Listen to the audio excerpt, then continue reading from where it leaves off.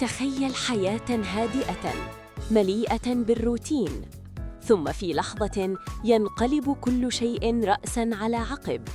هذا هو العالم الذي يعيشه دان مورغان في فيلم The Family Plan 2.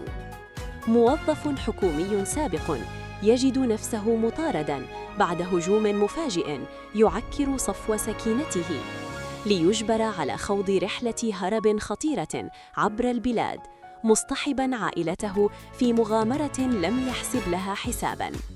إنه سباق ضد الزمن لحماية الأحباء وكشف أسرار الماضي المظلم. كل خطوة تخطى تزيد من حدة التشويق والإثارة.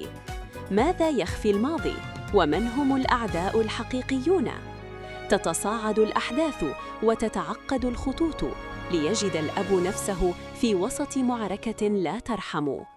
بأداء النجم مارك والبرغ نشهد رحلة البقاء على قيد الحياة، بصحبة نخبة من الممثلين الموهوبين مثل ميشيل موناهان، ليبلغ الصراع ذروته في مدينة لاس فيغاس الصاخبة. مواجهات أخيرة وقرارات مصيرية تنتظر دان وعائلته.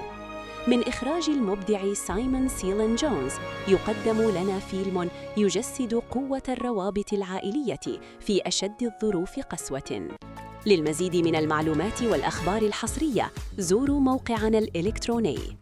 للمزيد من الفيديوهات الحصرية لا تنسوا الاشتراك وتفعيل زر الجرس.